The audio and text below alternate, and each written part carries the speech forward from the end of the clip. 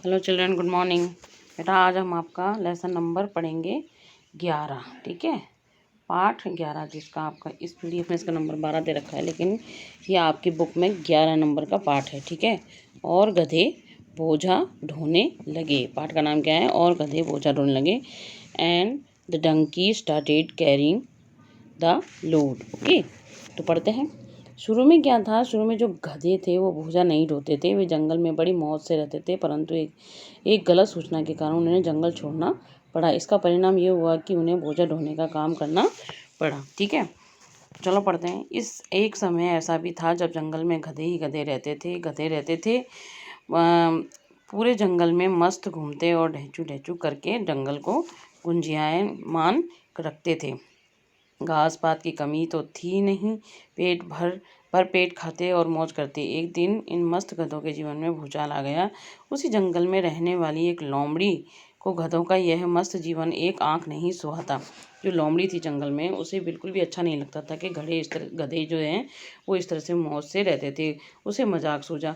एक दिन मुंह लटकाकर वह गधों के पास पहुंची और कहा, भाई मेरे प्यारे भाइयों, तुम यहाँ मौज कर रहे हो और मैं चिंता में मरी जा रही हूँ। तुम्हें तो एक यह तक नहीं पता कि कितना बड़ा संकट सिर पर आ पहुँचा है। गधे घबरा गए। उनके मुखिया ने पूछा, दीदी यह आप क्या कह रही हैं? कैसा संकट? देखिए तो चारों ओर कैसी हरियाली छाई है। हम वर्षों तक इन पेड़ पौधों और हरी घास को खाकर जीवित रह सकते हैं। बस तुम्हें तो हर वक्त खाना ही सूझता है। उसने क्या कहा? तुम्हें तो हर वक्त खाना ही सूझता है। मैं अपने कानों से सुनकर और आंखों से देखकर आई हूँ। जंगल के बीच से जो नदी बहती है, उसकी मछलियों ने एक सेना बना ली है। वे तुम पर चढ़ाई करने की योजना बना रही हैं, है ना? खूब बड़ी बड़ी मछलियाँ और उनके संख्या में तुमसे 10 गुना ज़्यादा। लोमड़ी ने गंभीरता से कहा। खूब तुमसे 10 गुना बड़ी बड़ी मछलियाँ हैं जिन्होंने अपनी क्या एक सेना बना ली है। उन्होंने ऐसा कहा। किसने? लोमड़ी ने कहा। उनको मजाक सूझ रही थी ना उसको, इसलिए उनको गलतफहमी पैदा की उनमें। गंभीरता से कहा, बहुत ही गंभीर होकर, यानी कि एकदम सीरियस से कहा। ठीक है, गधे असमंजस में पड़ गए। सारा दिन माथापच्ची करने के बाद उन्होंने निर्णय लिया कि वे जंगल छोड़कर अब पास के गाँव में रहेंगे। व्यर्थ जान गंवाने से क्या लाभ? सुबह होते ही जंगल से चल देना था। जंगल में यह उनकी अंतिम रात्रि थी।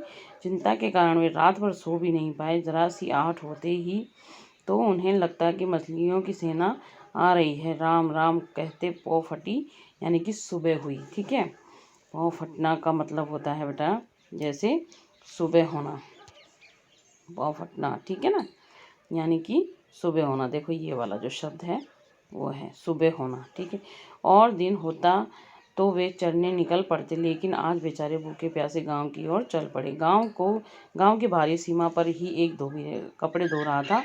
इतने सारे गधों को देखकर उसने सोचा कि क्यों ना कपड़ों के गट्ठर इन पर लाद दिए जाएं। उसने उन्हें रोका और कहा, अरे अरे, कहाँ घुसे चले आ रहे हो?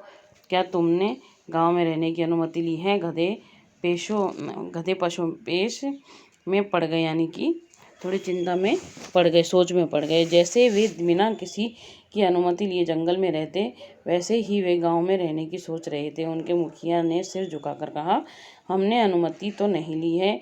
इस संकट की घड़ी में आप हमारी रक्षा कर सकते हैं, बताइए हम क्या करें? उसने कहा। गधे को जो था जो कहते हैं ना, गधों का जो मुखिया था, उसने कहा कि हम आपके लिए क्या कर सकते हैं। धोबी ने कहा, मछलियों से मैं तुम्हारी रक्षा करूंगा, इसके बदले तुम्हें मेरा थोड़ा सा बोझा ढोना पड़ेगा। गधों ने चैन की सांस ली और उनकी चिंता दूर हुई।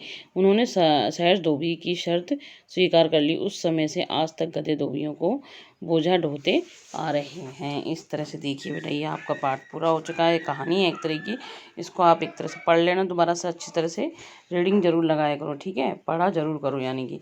और ये शब्दार्थ हैं, इनको सुंदर सुंदर अक्षरों में, सुंदर सुंदर राइटिंग में आप इसको कर लेना, सुंदर सुंदर लेख में अपना कार्य कर लेना। बाकी पीडीएफ के जरिए आपको ये वर्क पूरा भेज दिया जाएगा, तब आप इसको बुक का वर्क बुक में करना और कॉपी का काम कॉपी में करना। ठीक है, ओके, बाय।